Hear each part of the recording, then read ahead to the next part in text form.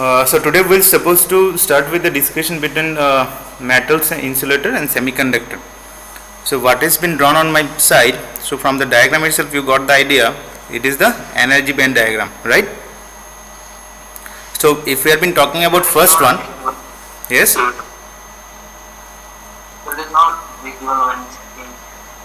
So you just check on my name, there will be two tabs. So you just click on the second one. Yes, sir, yes, visible. Okay, fine. So let us start. So the first energy band diagram is of this first one is for metal, right? Because here the conduction band and the valence bands are overlap, right? And as a consequence, the free charge carrier can easily go to the conduction band. The valence electrons which are present in the valence band can easily shift to the conduction band after get a excitation, that is thermal excitation, even in the room temperature, right? That is sufficient for those free electrons to go or to shift from the valence band to the conduction band. This second one is for the insulator. It is for insulator. So here there is a gap exists between valence band and conduction band. This gap is known as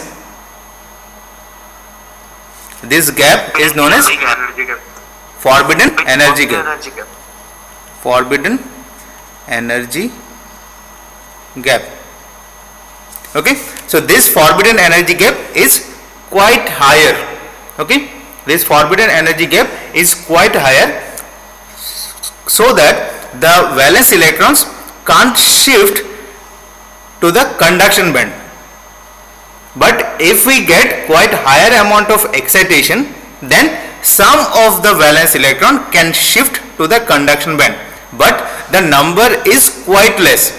That's why we can't get any kind of electron flow in the insulator. So let us take an example for diamond. This forbidden energy gap is 6 electron volt. It is 6 electron volt. So that's why this forbidden energy gap is quite higher.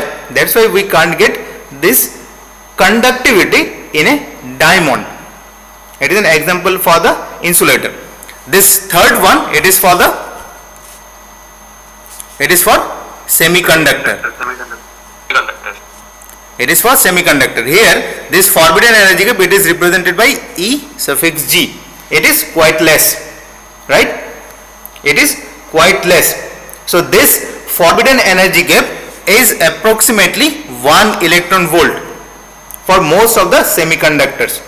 Okay, now especially when we have been talking about germanium and silicon, for germanium, if we have been talking about germanium, it is of, I hope you have the idea, this forbidden energy gap of, for germanium it is 0.78 eV, and for the silicon it is 1.2 approximately.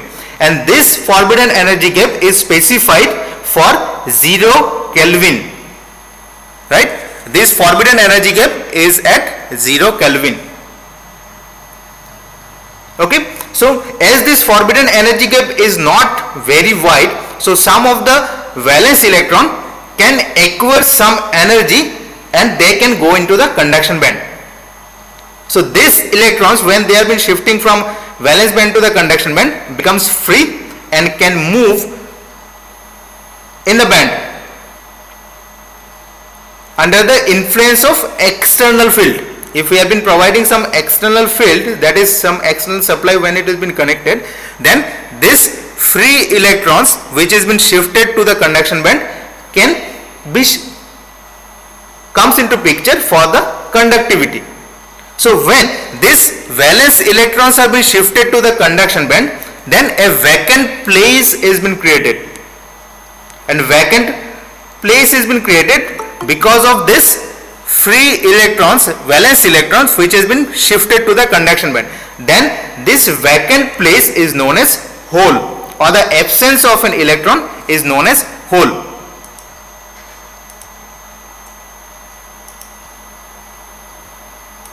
Okay, this absence of electron is known as hole. So these holes also serves as carrier of electricity.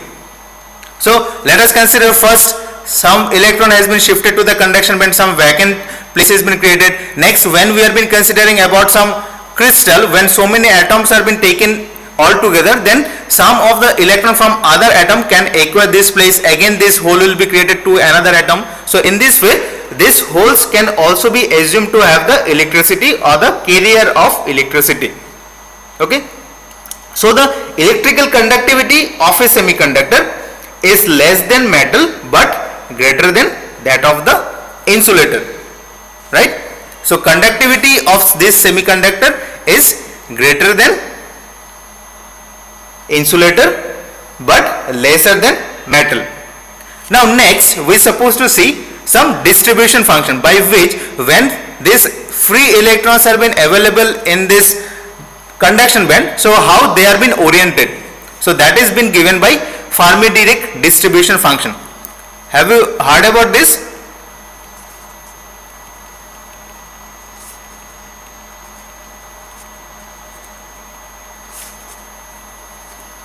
Fermi-Dirac distribution function. Okay, so how we have been taking the concept, just have it concentration on this. The free electrons which are available in the conduction band of a metal we have been considered that these free electrons are located at an equipotential region, because when we have been considering a metal, so everywhere this resistivity is same. So we can say that when these free electrons are been moved from this valence band to the conduction band, all the free electrons are lying on an equipotential region.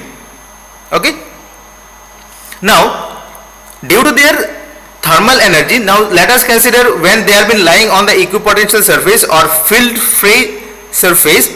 Due to the thermal energy, free electrons move, they have been starting movement, some movement has been found on those free electrons. Now that movement is random in nature, so that movement is known as, or the movement due to that movement of these free electrons is considered as an gas particles.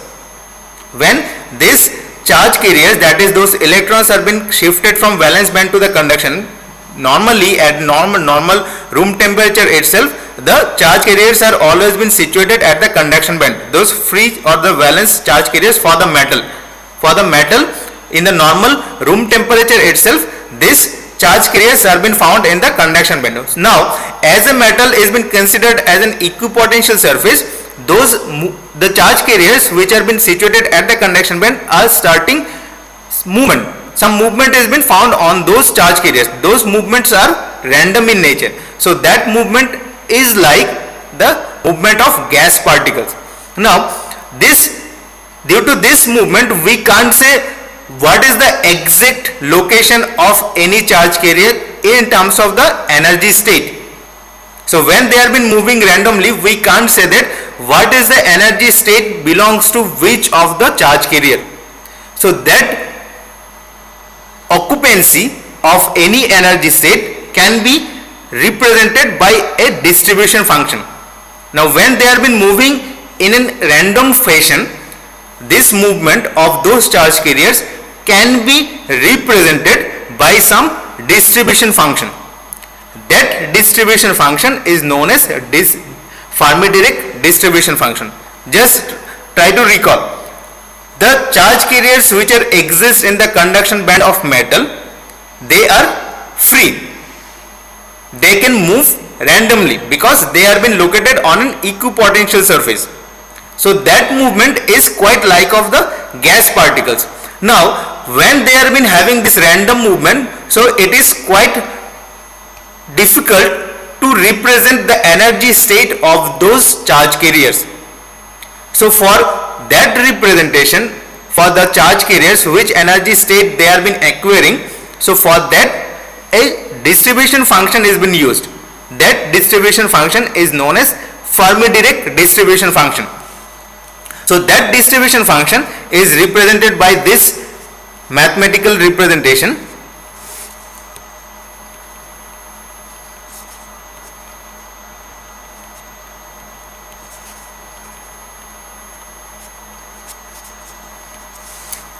okay. So here this Fe, which is a function of energy, is representing the probability of occupancy of the state with energy E. It represents the probability of occupancy of the energy state E. Okay. So what is the probability of any energy state which is filled? That has been represented by this function Fe. Here this Ef is the characteristic energy of a particular solid.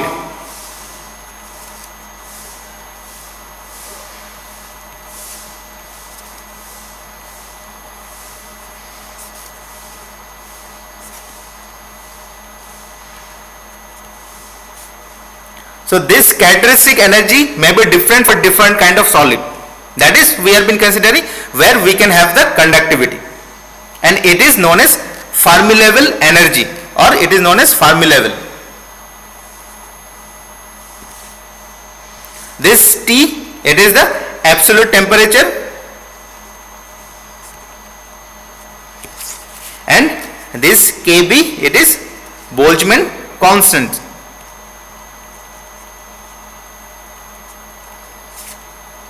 What is the value for this? It is 1.38 into 10 to the power minus 23 joules per Kelvin. Okay. So what it represents, that any energy state, whether it is filled or whether it is occupied by any charge carrier or not, that probability is represented by this mathematical representation. So for that occupancy, we need to take into consideration of the Fermi level. It is the characteristic energy level. We will discuss more about that. It is the characteristic energy level for different solid. It will vary. Okay. Now, if we have been considering the absolute from this representation, if we have been considering at absolute zero temperature, so let me plot this distribution function, how it will looks like. This side it is E by Ef, this is Fe,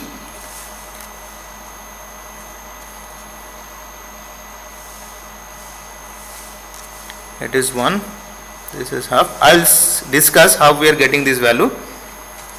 This curve is for T is equals to 0K, this one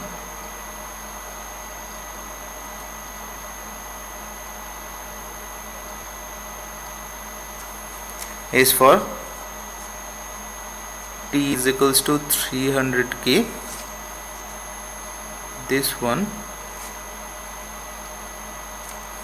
let us consider that is for T is equals to 2000K. Okay. Now let us consider at T is equals to 0 Kelvin. So at T is equals to 0 Kelvin, what will be the value of this Fe?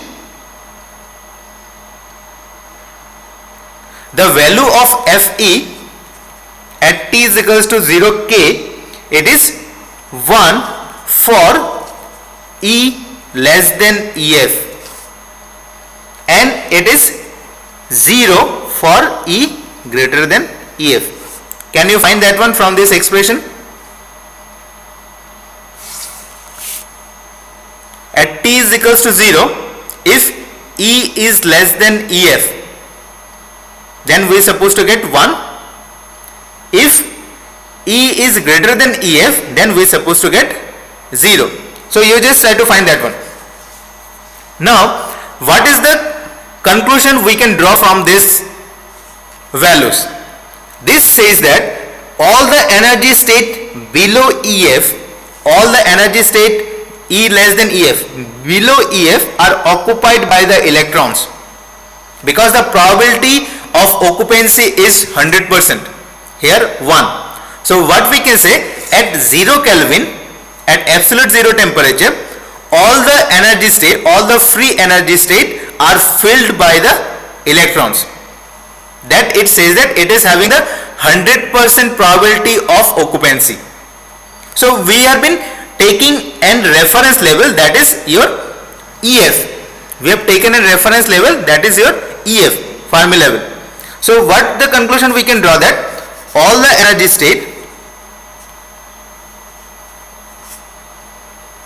energy state below EF are occupied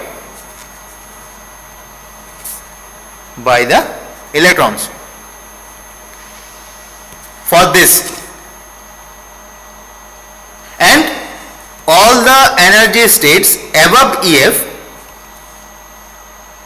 are completely empty,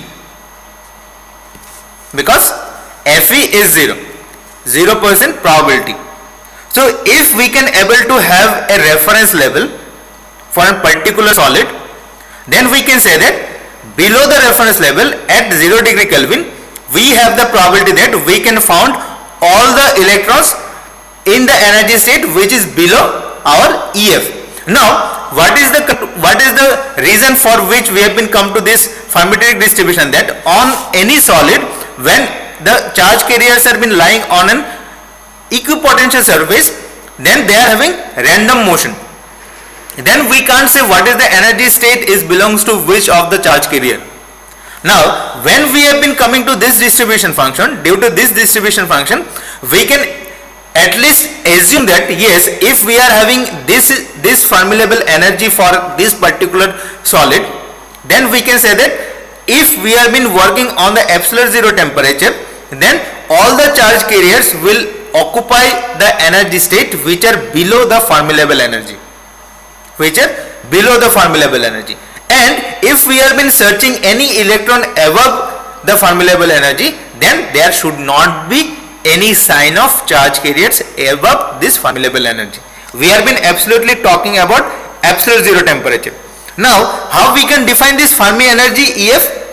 This Fermi energy EF denotes the maximum energy that can be occupied by the electron at 0 Kelvin. This Fermi energy EF denotes the maximum energy that can be occupied by the electrons at 0 K. Okay, so this Fermi energy denotes the maximum energy state, maximum level of the energy state, or maximum energy of that particular state can be exist for a particular solid. This is the highest or the maximum energy of a particular energy state can have for that solid. So above that we have been absolutely talking about 0K. So above that we didn't have any kind of charge carriers, and all the charge carriers which are free for that particular solid, free in the sense they are completely lying on the conduction band, these charge carriers will have the energy state below this reference level. Now when we have been shifting towards a higher temperature, let us consider for T greater than 0K. Let us take, so we are having this diagram from this and this representation, mathematical representation. From this we are supposed to go with the temperature that is greater than absolute zero, that is T greater than 0K. So for that case what we can have, this Fe will be greater than 0 if we take E greater than EF. That was 0, absolutely 0. for t is equals to 0k. Now if we have been taking t greater than 0, then we are supposed to have probability that is greater than 0, right? So from this diagram, if we have been taken, let us consider for this t is equals to 300k at E greater than EF. Let us consider this is the value of 1. So if we have been moving little bit at this area, then we are supposed to have the probability starting greater than 0. Just try to take the diagram for this understanding. When we have been shifting for E greater than EF, that is E by EF greater than 1, at this region, when we have been moved for higher temperature, then obviously previously it was completely 0 at E is equals to EF. Now when we have been moved towards right, then we can say yes, the probability is not absolutely 0 but some value which is greater than 0. So what does it mean? This means that at a finite temperature, some of the electron in the quantum states below EF acquire thermal energy to move into states above EF. At a temperature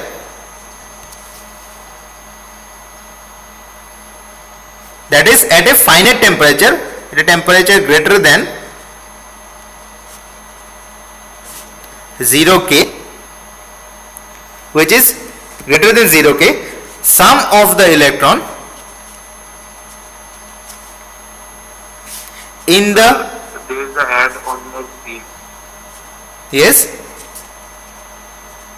So there is a ad on your screen, please. Continue.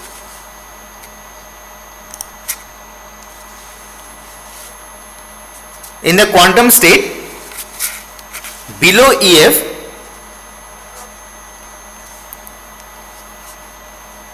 acquire thermal energy because we are increasing the temperature, thermal energy to move into states above EF. So when we are increasing the temperature, now when we have been increasing the temperature which is greater than 0k, but we are at this point E is equals to EF. So what is the condition we have been taken? When we are working at the Fermi energy level at EF at T greater than K. So what will be this probability function? The value of this probability function at E is equals to EF. From this expression at E is equals to EF, that is E to the power 0, it is 1. It is half. Right? So what is the conclusion we can draw from this value? That the Fermi level is the energy level for which the probability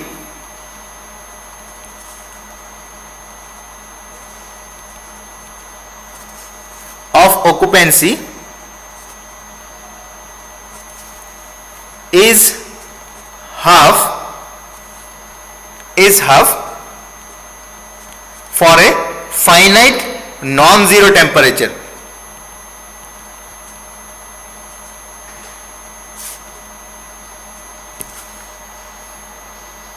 Okay. Now for most of the metals this EF is less than 10 eV. For most of the metals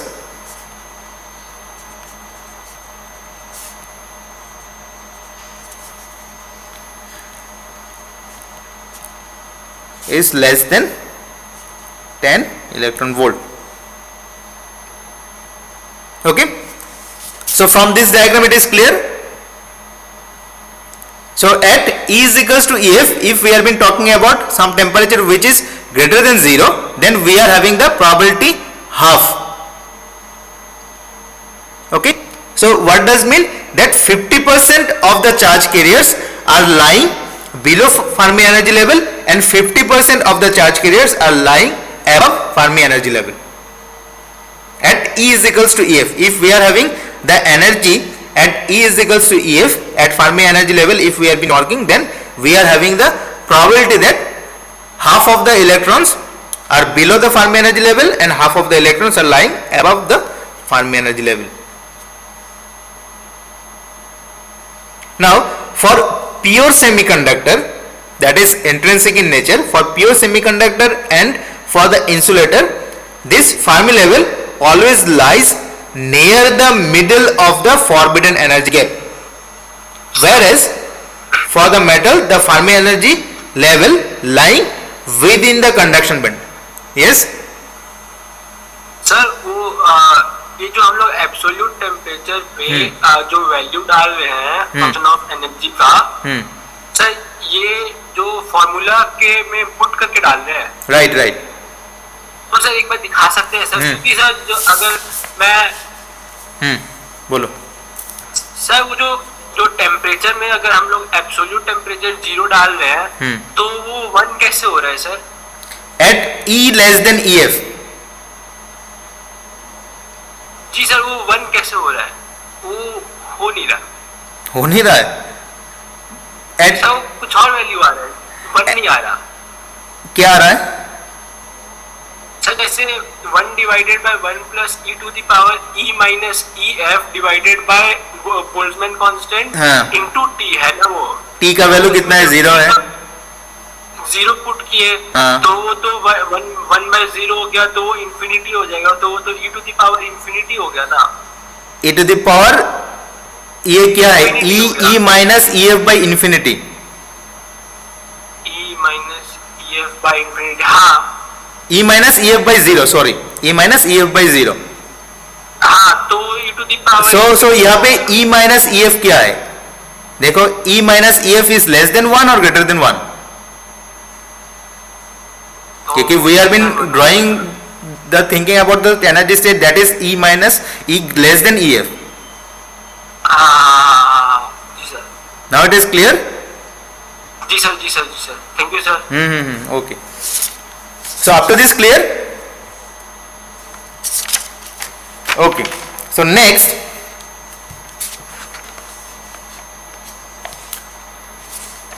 we'll enter into our semiconductor part. So we have been till now we have been seen in most general case, either it is for metal, insulator or semiconductor. Now we'll enter into the semiconductor. So let us first we'll start with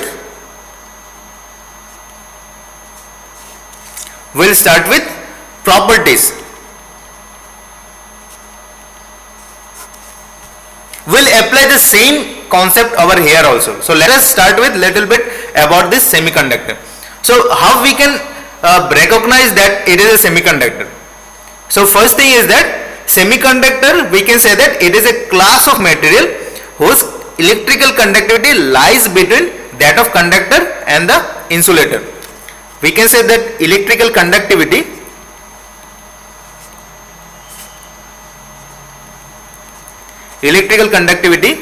is between conductor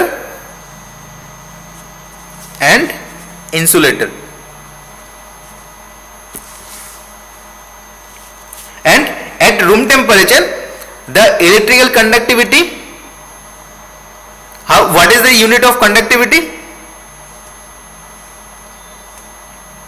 Anyone? Unit of conductivity?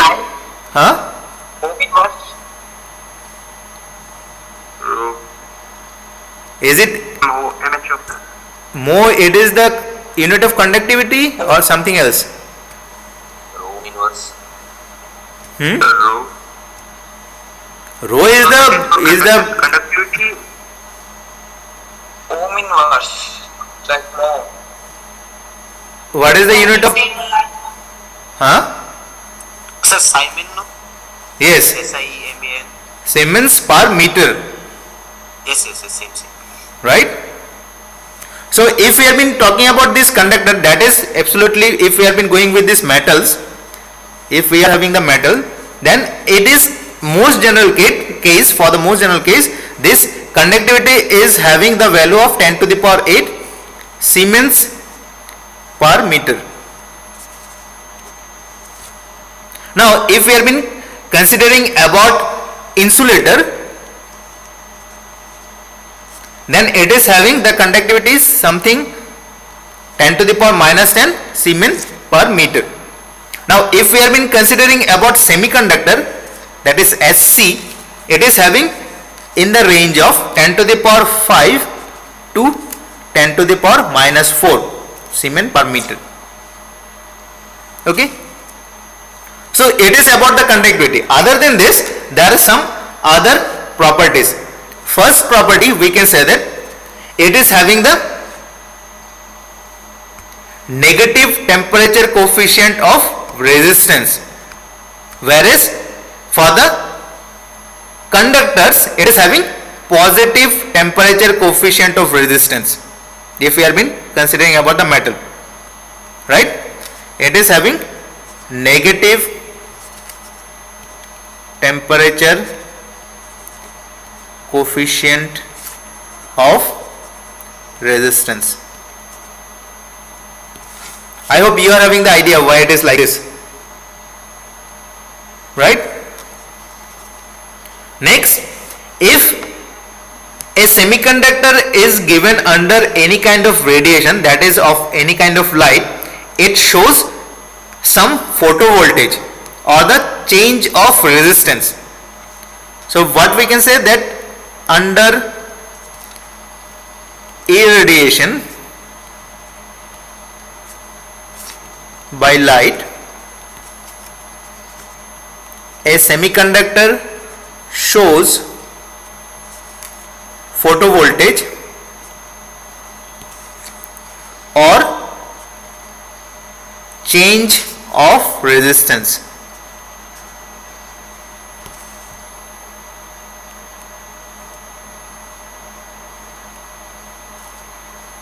Next, if we specifically enter into our diode, then the junction which exists between a p-type and n-type semiconductor, it possesses the property of rectification.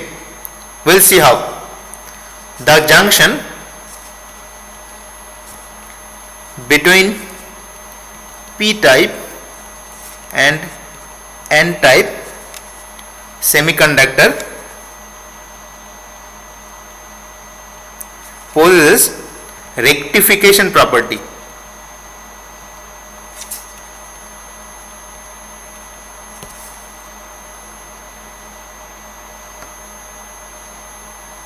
Now, as we have already discussed, that the band gap energy of the semiconductor is smaller compared to the insulator, right? So for semiconductor, this band gap energy Eg is lying within the range of 0.2 to 2.5 electron volt.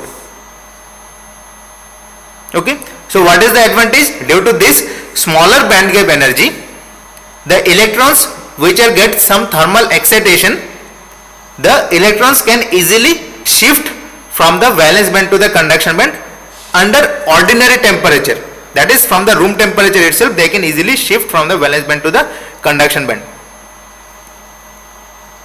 Okay.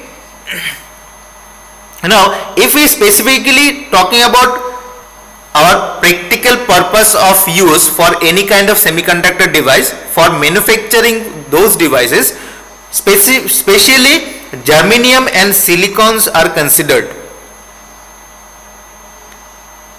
Now you will find maximum of the devices are made up of silicon, though this band gap energy of silicon is quite higher than the band gap energy of the germanium. Only the reason is that this silicon is having better thermal stability. Silicon is having better thermal stability compared to germanium. That's why it is readily available and have the maximum applications in the semiconductor devices. Now it is about an elemental semiconductor. Compound semiconductors are also exist. Silicon and germanium are known as elemental semiconductor. Compound semiconductors like, anyone having any idea about compound semiconductor example? Gallium arsenide, indium phosphide, then indium antimonide, indium arsenide, lead sulfide, so many things are there. Okay, so these are the example for the compound semiconductor. So both of them are used for manufacturing the devices depending upon the requirement. So first we'll start with intrinsic semiconductor.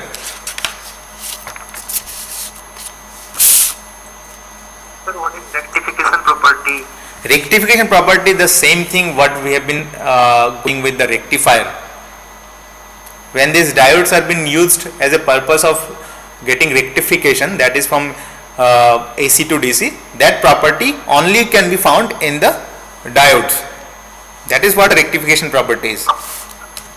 Okay. What is irradiation? You don't know. Irradiation means when a substance is going under any kind of radiation. That is the meaning of irradiation. It is a simple word, nothing else. When you will search about irradiation, you will find when any object is put under radiation. That is what irradiation. Clear? There is nothing technicality included in this word. It is simply the substance or the object which has been given under the radiation. That is what irradiation. So first we'll start with intrinsic semiconductor. So what is this intrinsic semiconductor? If the electrical conductivity of semiconductor is,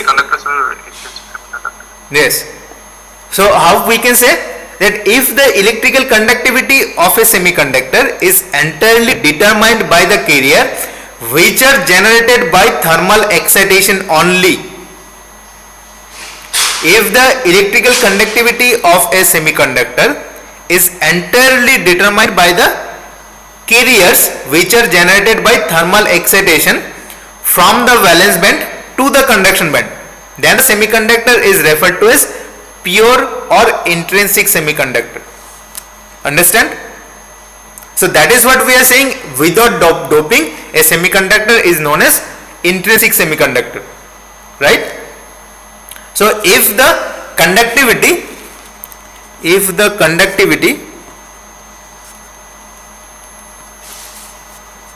is entirely determined by the carriers which are generated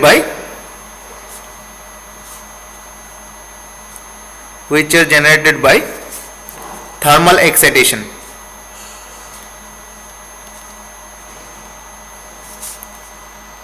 from the valence band. VB is valence band to conduction band, CB is conduction band, then it is known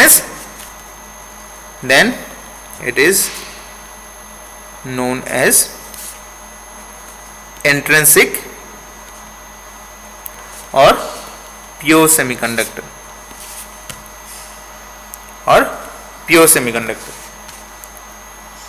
So more specifically we have been considering about germanium and silicon are the two important elemental semiconductor. So if we go with this crystal diagram, that is two-dimensional picture of the germanium crystal, then we are having a nucleus with 4 positive charge and 4 electrons around it which are been going to form covalent bond with its adjacent atom, right? So if we have been going with germanium crystal,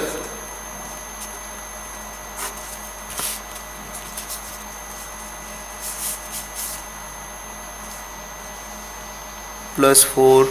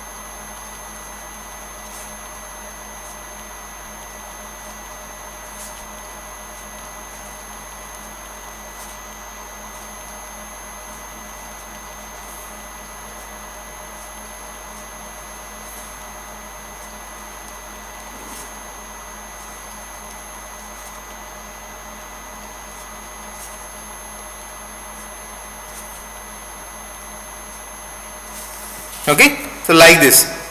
So it is in some kind of two-dimensional picture of the germanium crystal. So each of the nucleus are from the germanium atom. Okay, so this inner core, that is the nucleus, is having positive charge, that is of 4 unit, because 4 valence electrons are held in the covalent bonds. Okay, with the valence electrons of the 4 nearest atoms, they have been forming the covalent bond. So we can say that since these valence electrons bind one atom to another, these valence electrons have been binding one atom with another, so we can say that they are not available for electrical conduction. These valence electrons are not at all been available when we have been considering the crystal. When we have been considering about the crystal, then they have been forming the covalent bond with the adjacent germanium atoms. So these valence electrons are not at all been available for this electrical conduction in the absence of the thermal excitation. When the thermal excitation is not there, that is completely we have been talking about the 0K. So we can say that at 0K a pure semiconductor behaves like an insulator. At 0K a pure semiconductor behaves like a insulator, because all the valence electrons are been binding the adjacent atoms. They are been in the covalent bond with the adjacent atom. Okay. Now when room temperature is been provided, some of these valence electrons can get enough thermal energy to break their covalent bonds. So as a consequence, after breaking this covalent bond, they become free to move at random motion throughout the crystal. So after the room temperature, that is after getting some thermal excitation, some of the electron can get sufficient energy from this some thermal excitation that they can break this covalent bond, and the electrons can came out of this covalent bond and they have been free and they have been in the random motion. They are in the random motion. So this energy required to break this covalent bond is the forbidden gap energy, because they are in the valence band right now. So to become free, they need to move to the conduction band. So for moving to the conduction band, obviously they require the energy which is equals to the gap, that is the gap between this conduction band and the valence band, that is Eg. So obviously if we have been talking about this germanium at room temperature, this Eg is approximately 0.72 electron volt. So to break this covalent bond or to move from valence band to the conduction band, they require the energy which is equals to this gap energy, that is forbidden gap energy, that is of 0.7 electron volt. So now let us consider an electron has been moved to the conduction band. So this electron has been moved here. It has been acquiring an energy state which is in the conduction band after getting some thermal excitation. Now after moving from this covalent bond, a vacant place has been created. A vacancy is created, a vacancy of electron is created. That vacancy is known as, this location is known as hole. This vacancy of electron is known as hole. Okay. So the vacancies thus formed in the valence band, this vacancy is in the valence band because the electron has been shifted from valence band to the conduction band. So these vacancies in the valence band are holes. So the holes also contribute to the conductivity of the semiconductor. Let us consider when this electron has moved from this valence band to the conduction band and created an hole. So as a consequence, this electron is become free, but due to this electron it has created a hole as well. So we can say that this free electron which is created, it also has created an hole. So when an charge carrier is taking some thermal excitation and it breaks a covalent bond and it becomes free, so an electron is generated, a free electron is generated. Now this free electron is not generated alone, it also generated an hole. So when these charge carriers are breaking a covalent bond, it created an electron hole pair. Always charge carriers which are been generated, they have been creating an hole. So as a consequence, we can say that whenever covalent bonds have been breaking due to this thermal excitation, they have been creating two charge carrier. One is electron and another is hole. So we can say that a pair of charge carriers have been created when they have been taking the thermal excitation.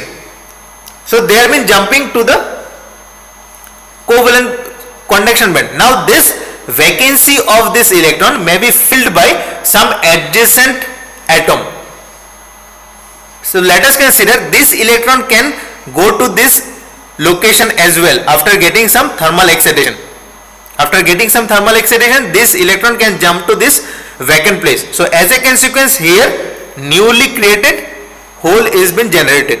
So as a consequence, the electron which has been created earlier, they have been already moved to the conduction band, and here in the valence band the holes are also been moving from this location to this location, this location to this location, this location to this location, anywhere they can move. So we can say that the conductivity in the semiconductor is not only due to the free charge carrier, that is electron, it is also due to the hole. So how this hole is created? When the electrons are getting thermal energy, when they are been shifting from valence band to the conduction band, the vacancy of the electron in the covalent bond is the hole. So whenever this thermal excitation is been given to this crystal, so due to this thermal excitation, electron and hole pair is generated. Okay, so that's why we can say that the vacancy of electron, the electron is having negative charge. Now when this place is vacant, so one negative charge is decreases, so we can say that we can assume that this vacancy is having some positive charge. This vacancy is having some positive charge. Now when some equal amount of negative charge is been recombined at this location, now this location is having again negative charge. So we can say that the vacancy of this negative charge is known as positive charge, that is in form of hole. Clear? Any doubt up to this? How electron and hole pair have been generated? Clear? So in this way we can say that the conductivity in the crystal, in the semiconductor crystal, is not only due to the charge carrier, that is electron, but also due to the hole. Now when we supposed to provide some external other than this thermal excitation, any kind of external excitation, now this charge carriers which have been moved to this conduction band, they starts moving in one direction and the holes are moving in the opposite direction. Now like this, let us consider this is the band gap. The charge carriers has already moved to this conduction band. Let us consider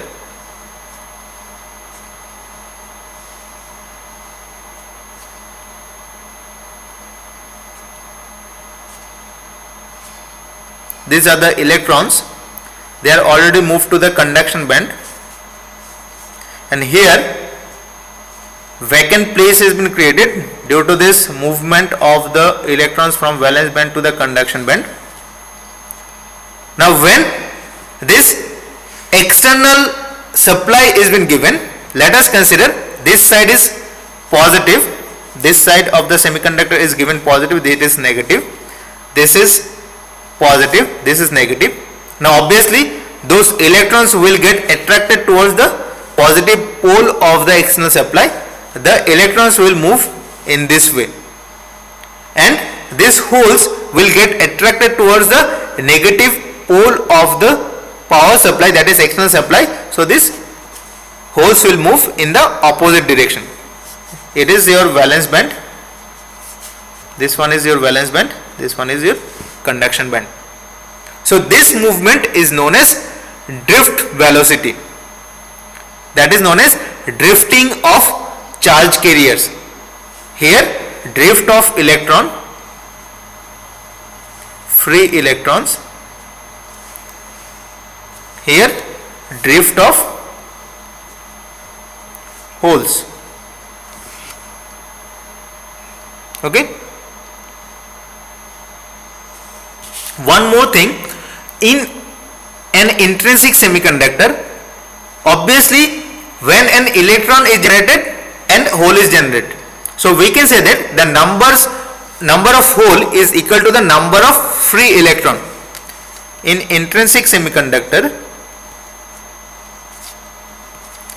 number of holes is equal to the number of free electrons.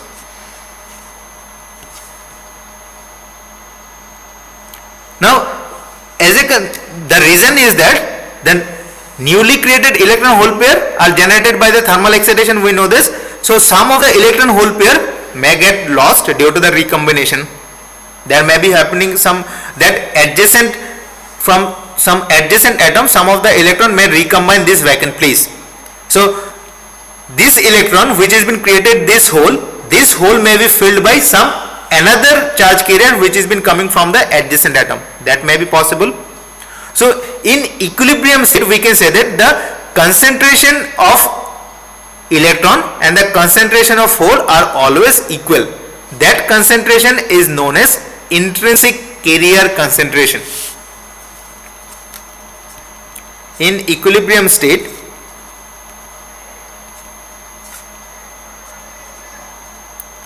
the concentration of electron is given by N and the concentration of hole is given by P.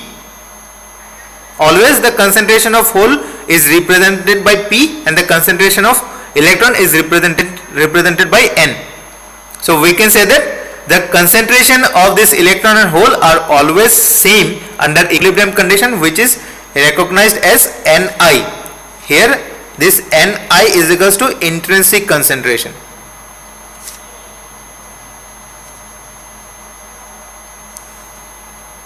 Okay.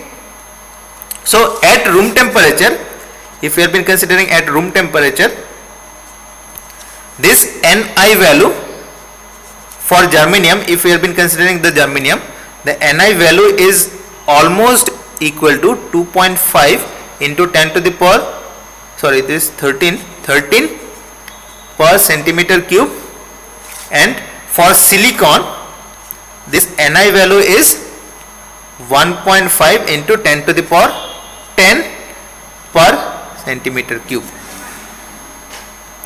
Okay, so let us conclude up this.